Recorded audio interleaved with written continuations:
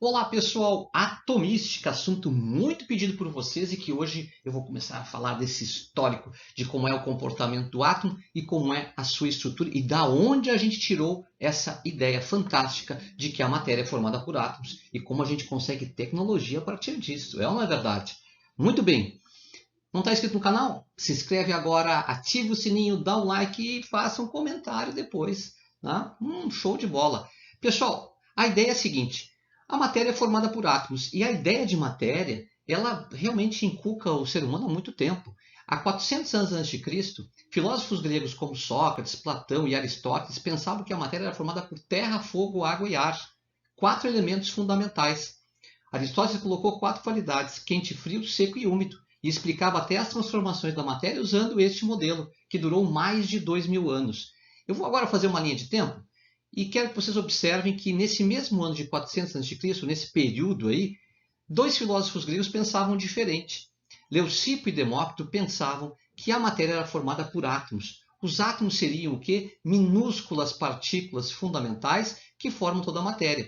Se eu for dividindo, por exemplo, uma pedra, quebrando uma pedra, vai chegar num ponto que eu não consigo mais separar e aí vou estar no átomo da pedra. Ou seja, uma partícula minúscula, muito pequenininha e indivisível que formaria toda a matéria.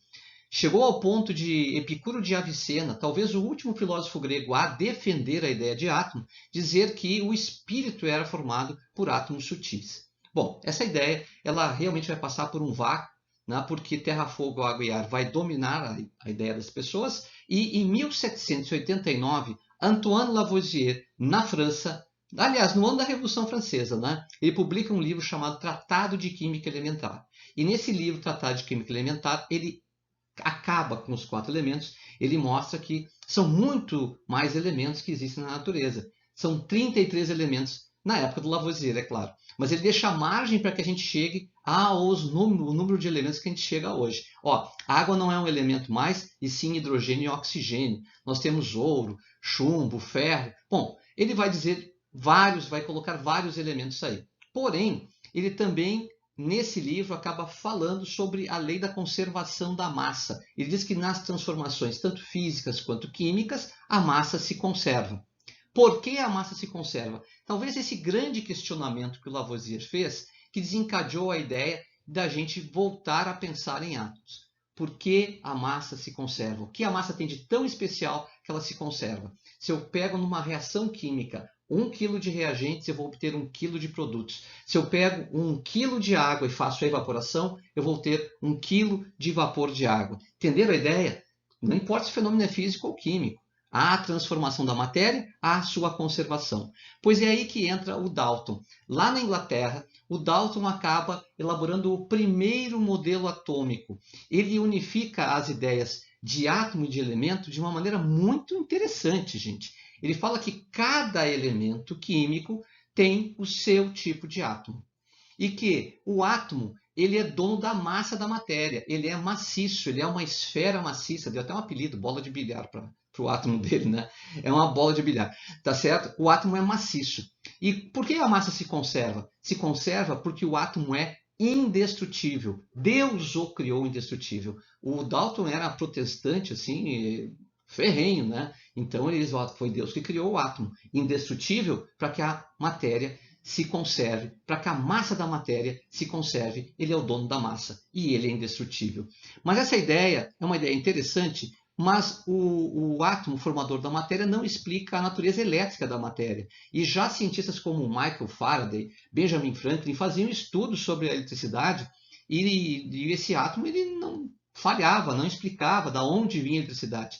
Justamente pesquisando com tubos de raios catódicos, que na realidade o tubo de raios catódicos é um tubo evacuado, onde aparecia um raio quando se pegava uma voltagem muito alta.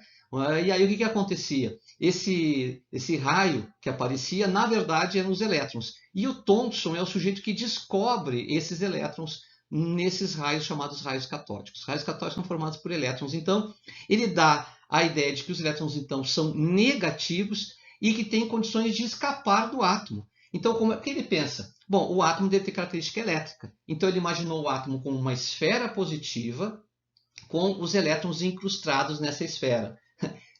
O que apelidaram modelo pudim de passas. Né? O átomo também não é, a estrutura não é tão rígida a ponto de não poder grudar os elétrons. Então, e esses elétrons estavam meio por fora, gente, porque eles podiam sair e gerar, então, a corrente elétrica. E isso explicaria, então, fenômenos como a eletricidade.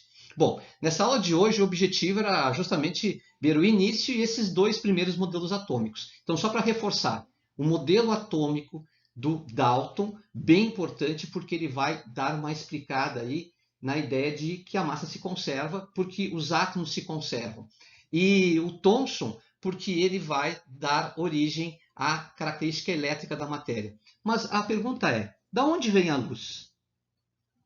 Vem do nada ou vem da matéria? É justamente para responder essa pergunta que nós vamos depois para a aula 2. Mas espera aí, não vai embora.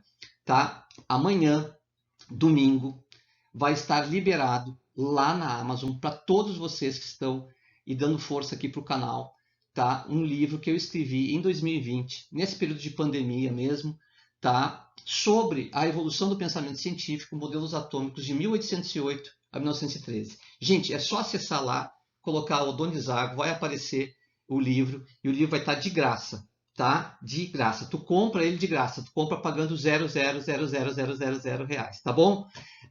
Isso para agradecer muito a vocês darem uma força para o canal aqui, tá? Espalhe aí que, para quem não viu o vídeo, espalhe que o livro vai estar de graça lá, tá? Pode baixar o livro, é um presente meu para vocês, tá? Um grande abraço e um beijinho no coração de todos, tá bom?